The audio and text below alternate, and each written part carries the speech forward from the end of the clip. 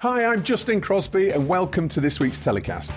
On this week's show, we're diving into the creator economy with someone right at the sharp end of the business.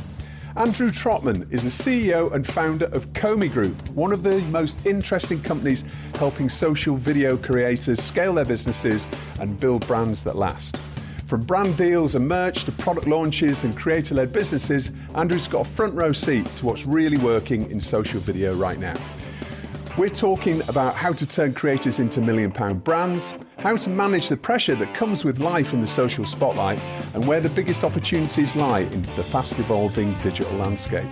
It's all coming up on TellyCast, the podcast for TV and digital content professionals.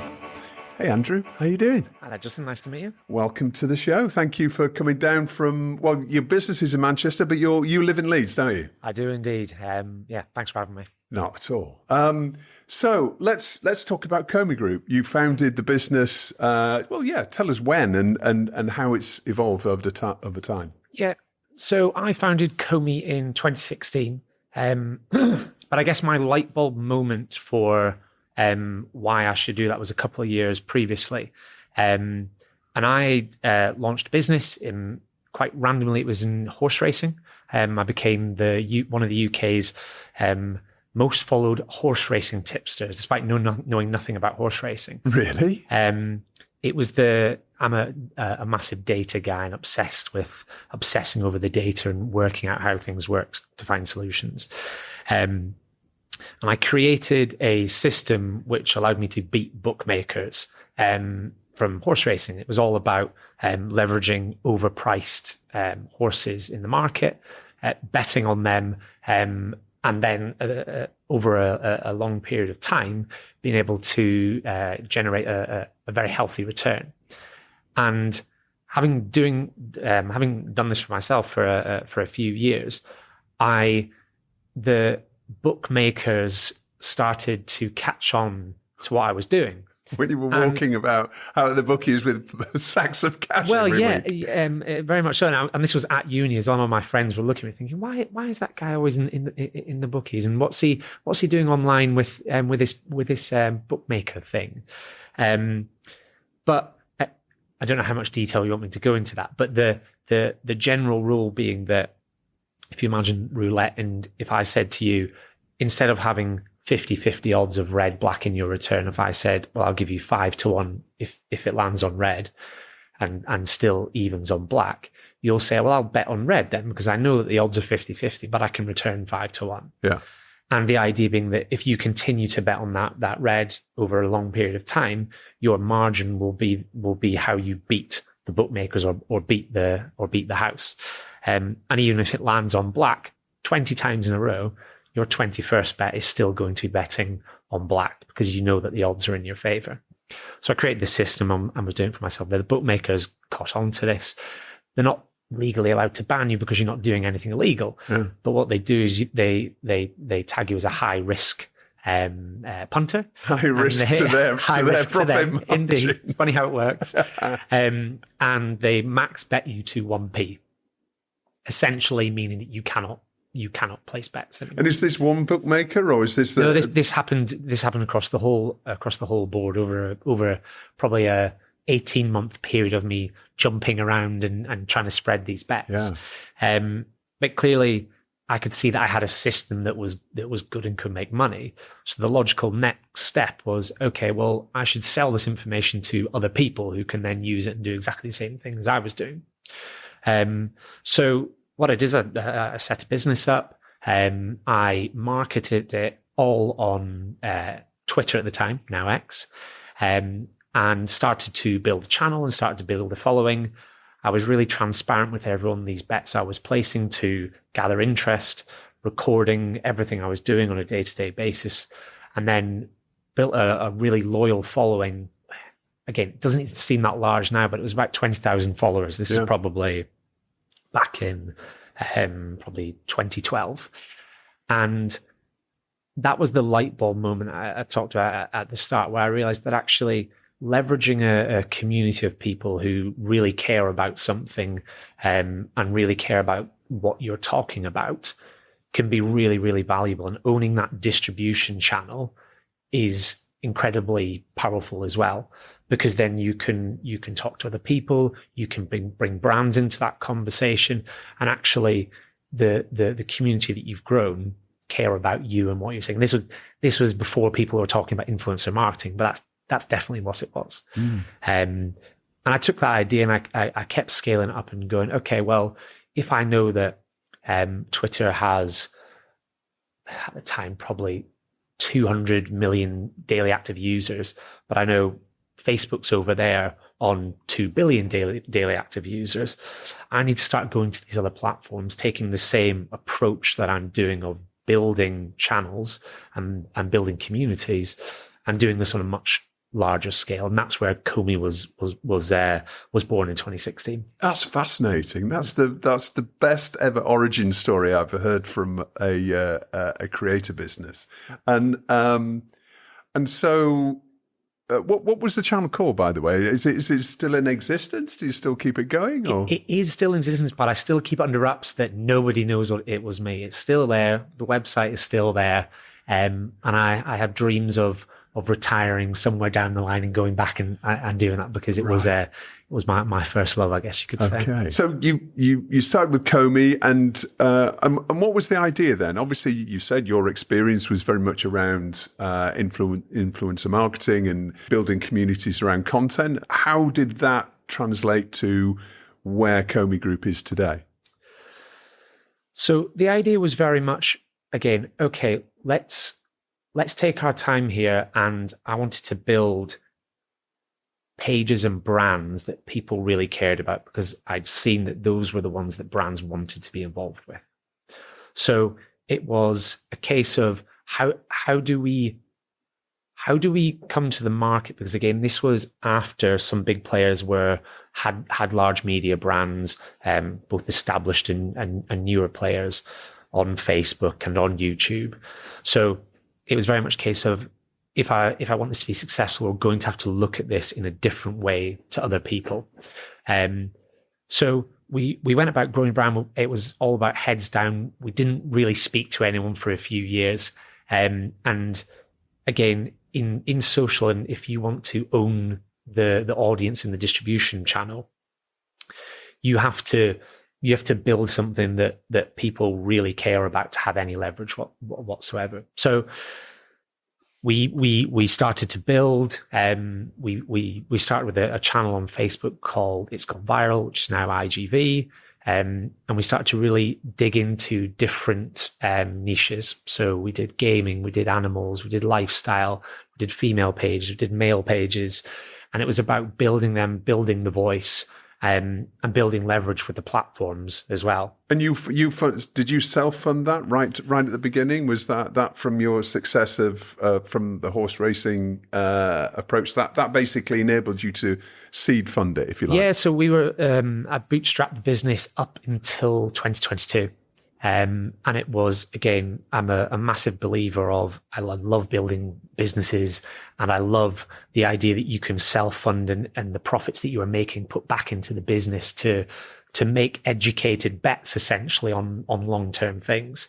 And that's very much where Komi has gone over the last almost 10 years. It's reinvesting and seeing an opportunity, building out what that revenue stream looks like. And we've gone from where we started with that one Facebook page, where we were trying poorly to sell in branded content, to where we are now, where we've got over 100 different revenue streams, and diversification from that starting point has always been on my mind. And I think is something which when we launched the creator side of the business, it was the being able to relate to the fear and the anxiety that people don't often talk about of having a business with one revenue stream. Mm-hmm. And if you're living on a platform somewhere where you don't own that platform, that's a scary thought.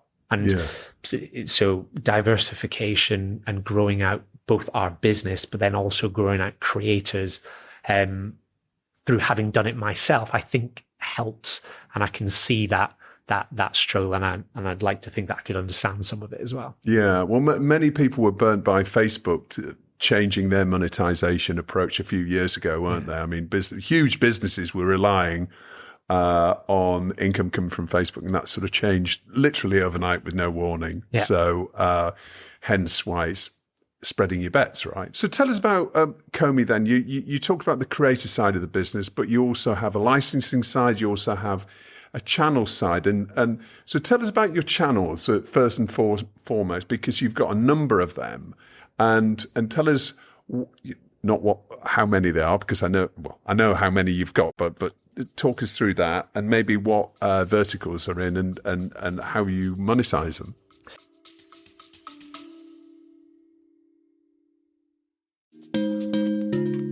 Calling all you content creators out there. Want to save time and money? You can with Tanuki, the must-have collaboration platform. Cheaper and more user-friendly than Frame.io and quicker and more accurate than Trint, with the added benefit of speaker diarization, meaning Tanuki will remember your speakers so you only have to label them once. Plus, the built-in video conferencing tool with live streaming means you can share your content with collaborators across the world. All under one pay-as-you-go subscription. Change how you collaborate. Visit tanuki.io to find out more.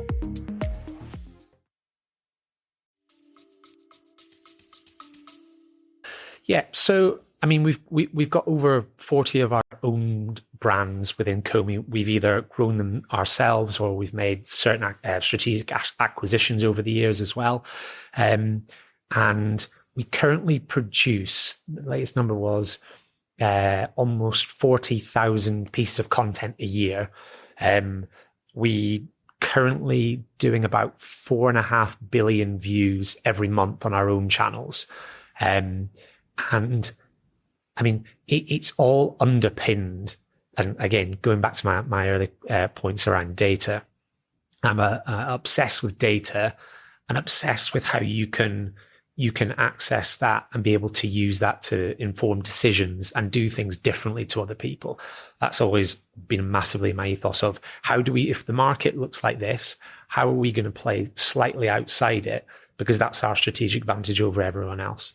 And understanding the data and building out our data systems, again, from the get-go, and building a culture of people who also want to have that creativity and I guess that entrepreneurial spirit of being able to dig into that and understand how to take that and grow channels faster and better than other people, I think is really, really important. Yeah.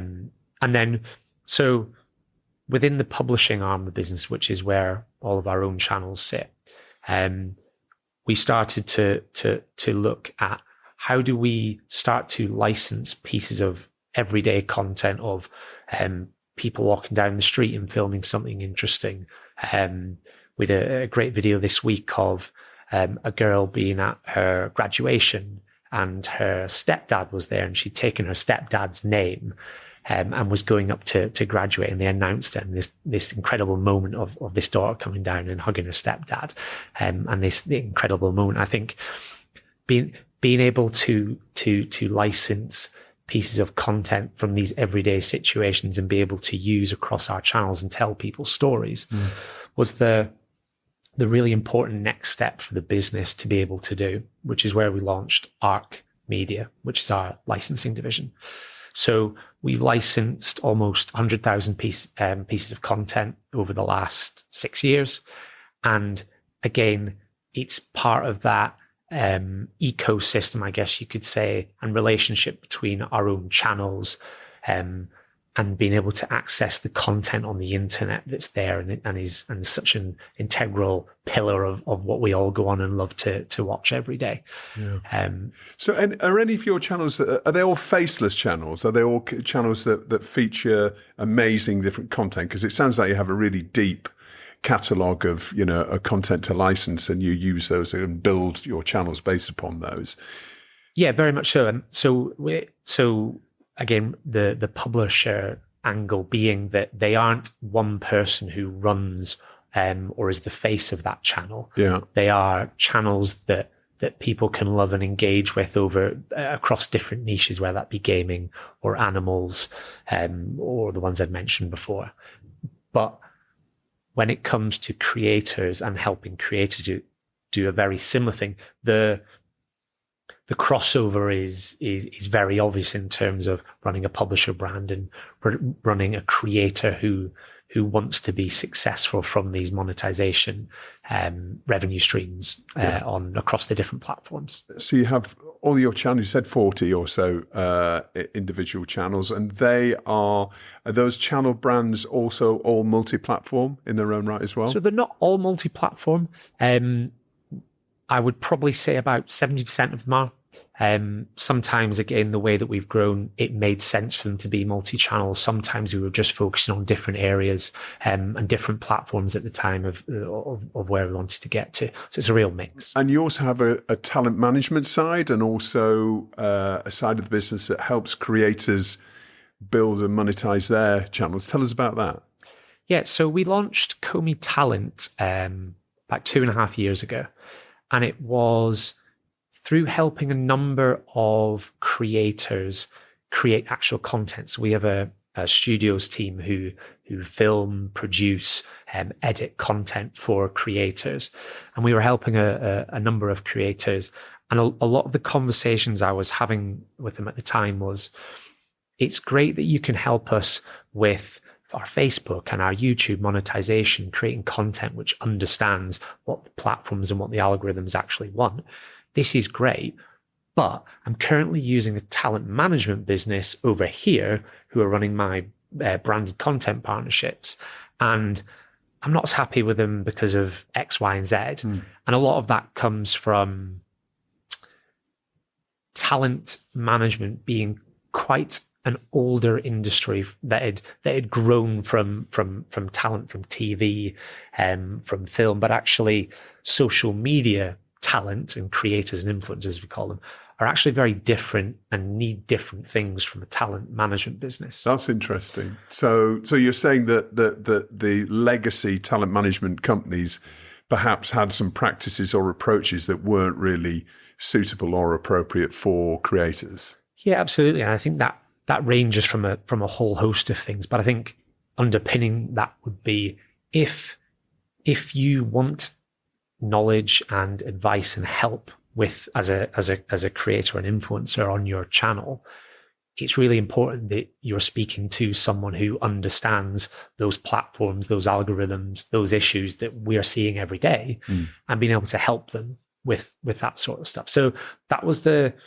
bit that underpinned it, and our leverage across both our licensing and our publishing teams.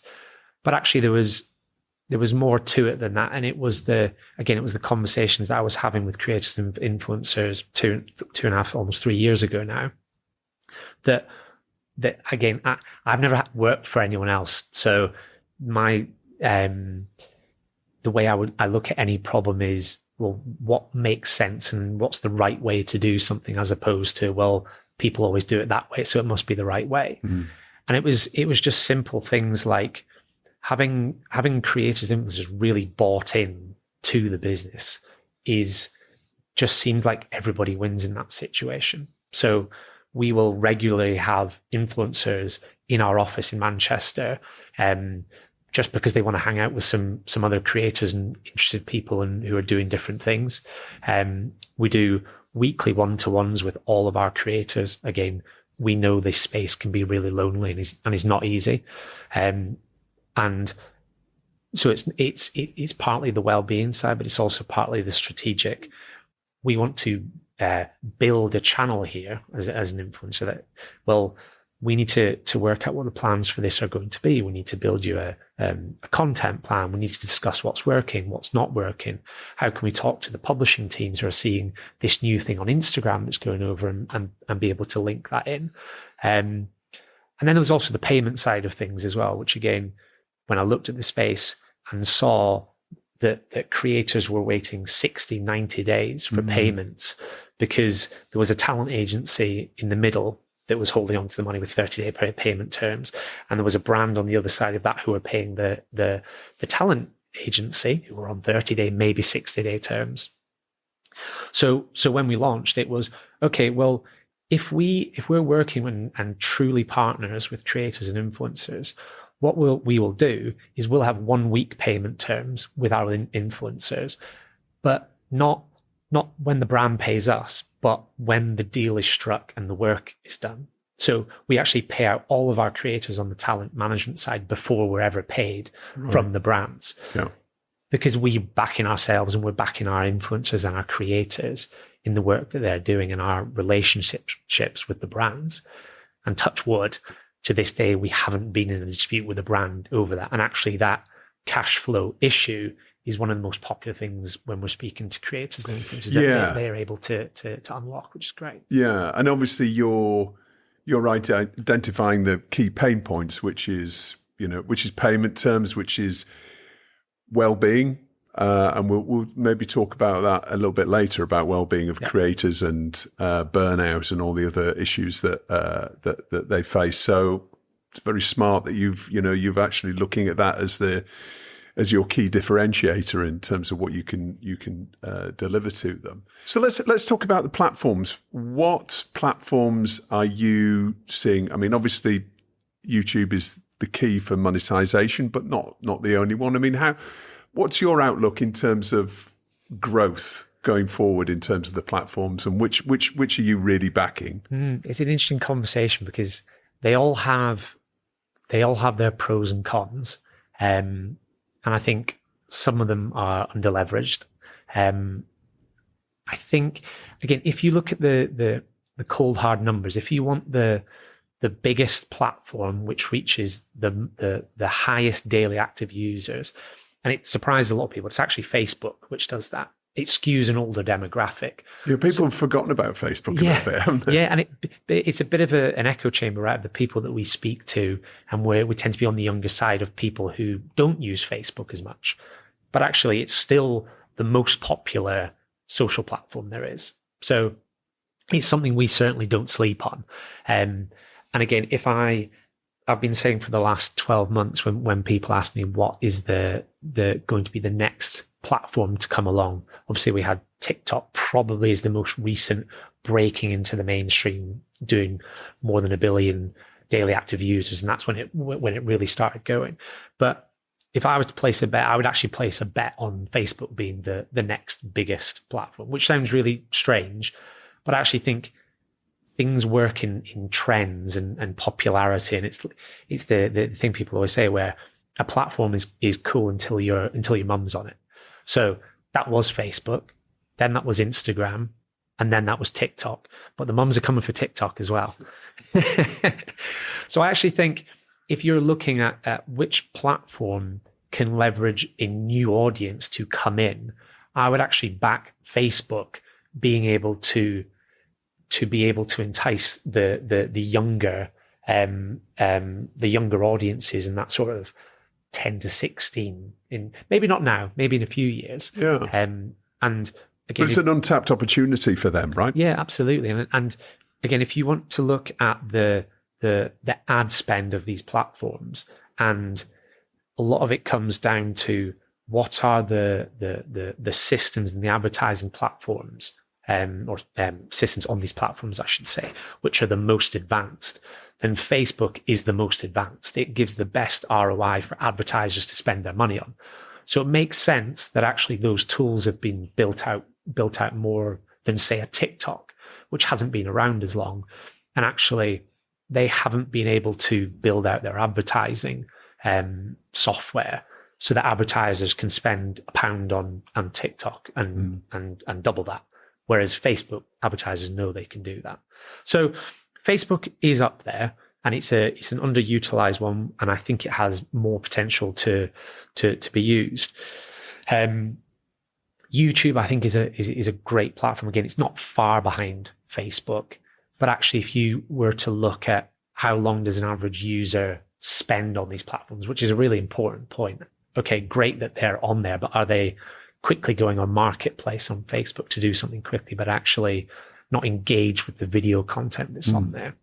YouTube is almost 50 minutes, I think it is, whereas Facebook's 30 minutes.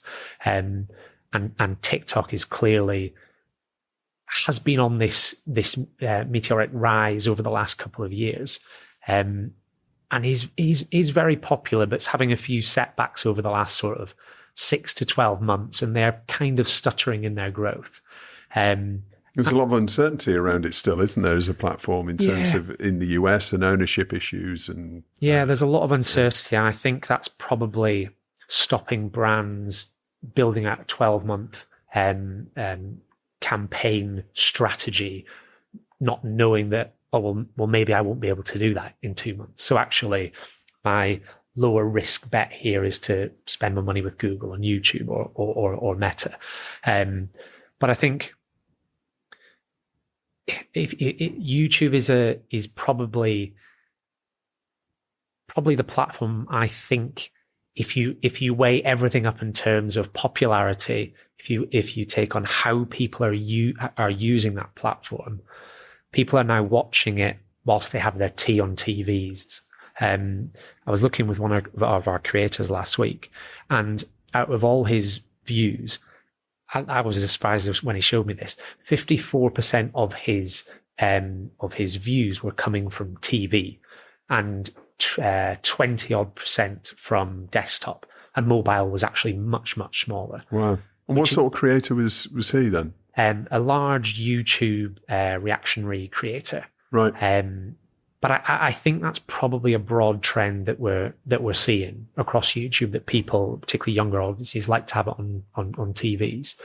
And actually, your TikTok is a feed scroller where people are waiting for that one and watching it for a much shorter period of time than YouTube, where you can actually build audiences and go much deeper, because the average watch times of pieces of content on YouTube are a lot longer. You can see that with podcasts, and if you try and put a 30-minute podcast on TikTok, your watch time's probably not going to be too exciting. Yeah. Whereas YouTube, people are going to watch something.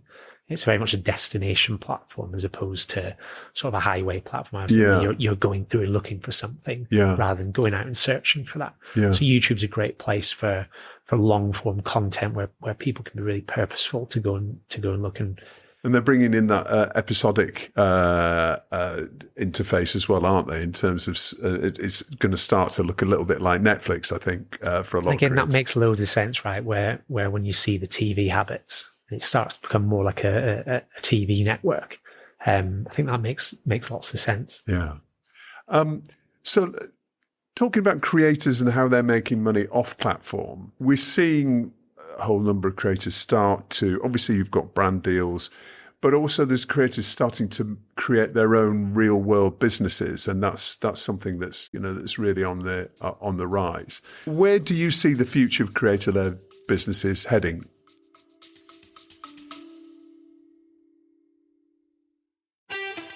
Moments Lab helps production companies to boost revenue opportunities with its award-winning AI, MXT2. MXT2 automatically describes videos like a human, helping you find the right clips in seconds. Highlight key moments from scripted and unscripted shows. Customize MXT2 to pick out the best shots and sequences and rapidly turn your clips into viral content. Access, discover, and repurpose your content faster. Visit momentslab.com or meet the team at the TellyCast Digital Video Awards.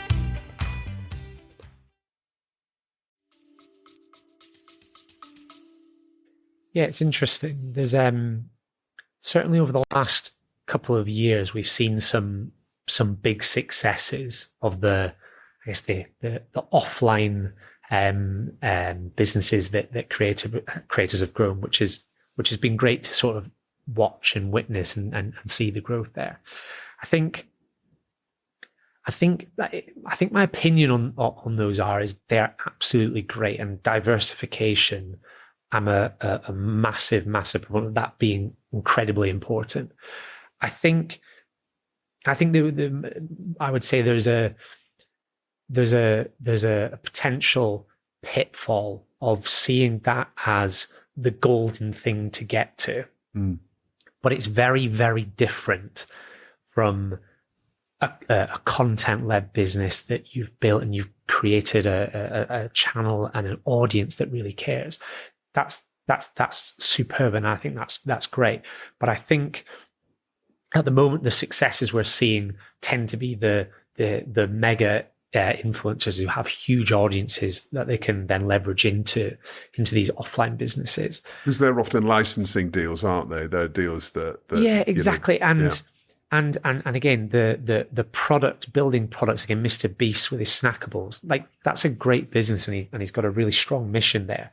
But it's almost got the tendency to look really exciting, but actually not see all the pain underneath that it takes to grow an offline business to that size. So, especially if you're not in the chocolate market, if you've never started to think about making chocolate before, there's a whole world of pain there waiting for you, right? Which is for any new business outside content creation, whether it's any type of business whatsoever, it has all of that. All those struggles that you have to go through, right? And I think there's, again, that's not me saying that they are bad. That's saying that there are so many more levels and layers of diversification that you can do before you have to take that leap, if it's something that you want to do. So platform diversification, channel diversification, these are opportunities to diversify your income as a creator, which are easier and more in the ballpark of being able to. We had one just last week where we launched a new channel for a large YouTuber, and it's grown to 100,000 subscribers in its first week. And this is about diversifying away from the channel that we're doing to have a secondary revenue stream. And again, that's one of many different things. And then you can go cross-platform. And how have you got different things? Have you got your licensing covered? Have you got your brand deals on a recurring basis? Like, there's so many different things. And then when you get to okay, I've got this great idea and I think my audience really care about this one product. How can I either launch by myself or partner with someone who's done this before and knows the pain underneath to be able to help create something? I think that's great. And I would love to encourage creators to go do that. But I guess it's just my word of warning of being like, make sure that you've covered off everything and being able to grow your business underneath, because we're not all Mr. Beasts yet. Yeah. Go into it with your eyes open. And I suppose, again, coming back to the betting analogy, it's about where you're placing your bets, isn't it? Yeah, absolutely. So last question, Andrew, before we come on to Story of the Week and Hero of the Week and get in the bin. But in the years, nearly 10 years now since you started Komi Group, what's the biggest lesson? What's the hardest lesson that you've learned, and perhaps the best lesson that you've learned that you could perhaps give businesses who are working in the digital content space? Yeah.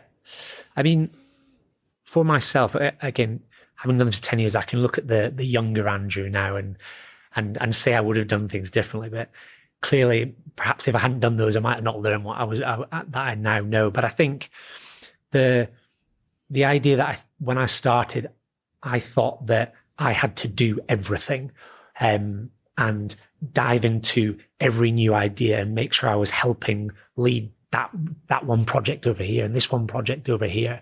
But actually, being able to hire great people over the last couple of years has made me realize actually it's about making the most of what you can do yourself, and how do you again leverage the bits that I'm really good at and actually build a great team around me to be able to do the bits that maybe I'm not so good at, or just help manage and be able to deliver for all these different clients that we now have. I think is really important. And again, I love building businesses. I love problem solving. I love seeing a new idea and being able to obsess about that one thing over everything else for weeks or months or however long it takes to build out a solution.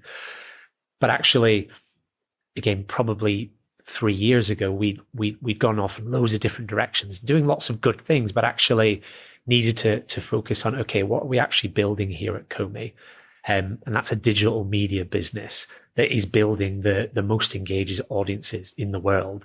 How do we do that and build an ecosystem of tools around it to be able to do that one thing really, really well? And that's across our publishers and our creators and our licensees. But that is essentially what we're doing. And you've got your own bespoke analytics tools, haven't you, Yes. that you use internally, which obviously helps with that. Yeah. And I think, again, back to that data point. The really unique bit about working in this space is the amount of data that you can access yourself without having to go scrape APIs, which might turn off tomorrow and ruin your business.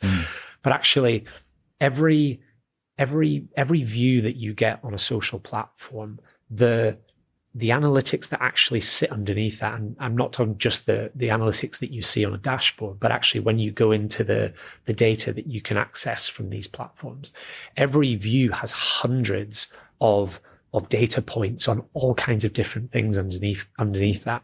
And what we've done over the last 2 years is, how do we create a data stack using that proprietary database that we've got to be able to go, okay, these views that are coming in on a daily basis, whether that be on our publishing brands or whether that be on our creators, how do we learn from those and see the trends on algorithms, see what's changing on platforms in real time, that can actually mean that we can drive strategy and drive what type of content we do. How long is it going to be? How are people's viewing habits now changing from what they were last week? Because Instagram have changed something else, and it's being able to react in that live dynamic way to change what we're actually doing. That's what the data bit has been getting us to. Constant iteration, basically. Yes, exactly. And be able to see and analyze different bits of audience behaviors is always fascinated me, but being able to do that in a dashboard now that we have and play around with things is a really exciting development. And that's your proprietary tool? Do you license that out to anybody? No, or no we don't. We like to keep that one to ourselves. Yeah, I bet you do. Yeah. One last question as well. I'm going to squeeze in as you were talking. Clearly made me think about AI, and obviously AI wasn't really around, certainly not in the way that it is now in terms of tools. When you started your business, how are you utilizing that? Presumably, it's going to be a massive part of your business going forward. And I think that there's two parts to this, because there's the how are we leveraging and creating tools to be able to take advantage of AI, but then there's also we did a presentation for the whole team last week, and it was, how do we see AI? Just on a purely, a lot of people there's lots of headlines around taking jobs, et cetera. How do we see that, and then how are we going to use that as a business? I think my fundamental belief is, I don't think AI is going to replace businesses, but I do think that businesses that use AI will replace businesses that don't. And I think people who use AI will be more successful than the people who don't use AI. And the way we say AI and technology at Komi is, how do we give great people great tools to be able to do great work? And that means if you're doing something repetitive that could be replaced by AI, that then means that you can spend more time being creative, and focusing on the quality of something which needs a human to be able to do. So if you look at the tools that we're creating, it's all about that bit there in terms of, how do we take away the mundane bits from your job? Scale and efficiency, essentially. That's what it's bringing to your business. Exactly. And it's scale and efficiency that means that the potential is larger, the quality of work is better, and we can do more of that stuff. It's not about efficiency, which means that it'll then therefore take people's jobs. And I think that's the beauty. And again, I love that side of things. I love seeing the new technology that's coming out, which, as you said, 10 years ago, you could only dream of doing the things that you can now do at a click of a button. It's incredible. Yeah. Andrew, fantastic. Thank you for telling us about Komi Group. And now it's time for Story of the Week, where my guests get to highlight the content industry news story that's caught their eye in the past 7 days. Andrew, what's your story of the week? So I guess mine's not a particularly happy one, but it was the Guardian came out this week with a new piece of research on creators and burnout in creators. And this one, when I read this earlier this week, it really stood out to me, because I see this in the day-to-day at Komi, and I see the risks and the pitfalls.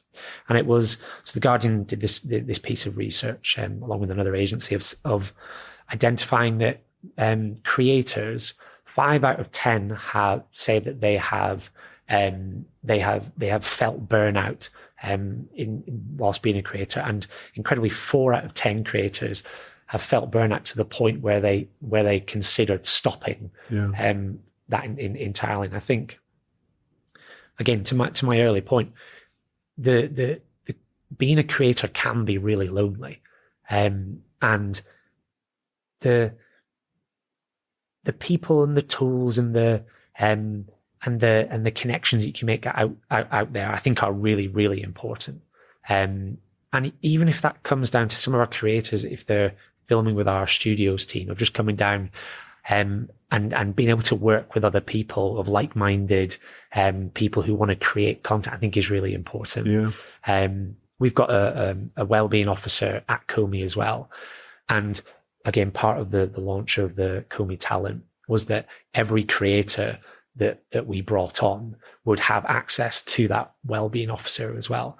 And 95% of influencers and creators that we have at Komi have used our wellbeing officer. Right. And again, I think that's really, really important. Well, the average creator doesn't have any formal workplace support, do they? Yeah. It's difficult for them to, work-life balance. They're chasing the algorithm, right? Yeah. And that's, it was interesting because there's another piece of, there's another campaign that YouTube announced a couple of days ago that they want to, they're really calling for the government for creators to be recognised, really, and as valuable contributors to the content industry. It kind of sits a bit strangely with me, that, because they're creating the algorithm. The algorithm is rewarding creators for the more and more content that you produce, so they can serve more and more ads against it. So that doesn't quite sit right to me. I don't know. What do you think? Yeah, it's interesting, isn't it? I think it's hard for creators because I think just being able to talk about it with people who maybe understand, because it's a very hard conversation to speak to Joe Blogs to say, this is what I'm up against. I have this overriding anxiety and stress to create content at the cadence that I need to be able to stick up with these platforms. Usually the response from people is, oh, woe is me, oh, poor creator, poor influencer who has to create content for a living. You're not out there digging roads. So exactly. Yeah, that's the reaction. And I think that adds to the problem. But actually, it's the being able to speak about those problems and those anxieties with people who want to listen and understand that is probably a big part of that problem. Yeah. And the anxiety that means that, I can't speak about this because I almost kind of feel a bit of ashamed to be able to do this for a living as well. So again, I think as a lot of these things, the more people talk about, I think the better. And finding the communities of people, again, getting creators together in spaces or events, I think is really important. Yeah, that's a really good point. Well done for recognizing that issue and leading into it and providing those benefits for your clients. How about Hero of the Week? Who are you going to nominate as your Hero of the Week? Hero of the Week. I think it has to go to every person who picks up their phone and films something random or that looks like nothing's happening and then catches the best piece of content ever on the internet. Because if people didn't do that, the pillars of the community and the internet would not exist. So yeah, every person who's picking up their phone and filming something random, I think would be my Hero of the Week. Yeah. My favourite one was the Mount Etna eruption a couple of weeks ago, and if you saw that, and there's this pyroclastic flow that came down the side of the mountain, which was extraordinary footage, and just literally somebody with their mobile phone, which is that's probably worth a lot of money, that video now, if they're licensing it in the right way. Maybe we've got it licensed. Who knows? Maybe you have. All right. Okay. And who or what are you telling to get in the bin finally, Andrew? Get in the bin. I would say TikTok videos with great TikTok videos, great content with text and emojis all over the front of them. And then the people who upload content and then don't save the original file as well, because it's heartbreaking to have a great piece of content, but not be able to use it and tell that person's story because it's got a load of text over the front of it. Oh, right. Okay. So busy content on TikTok. Okay. That can get in the bin. Yeah. Andrew, thank you so much for coming on TellyCast. It's been fascinating having you on. I could talk for a lot longer and delve into all sorts of things around the Komi Group, which sound really fascinating. But for now, thank you so much for coming on. Thanks, Justin. Well, that's about it for this week's show. TellyCast was produced by Spirit Studios and recorded in London. We'll be back next week with another show. Until then, stay safe.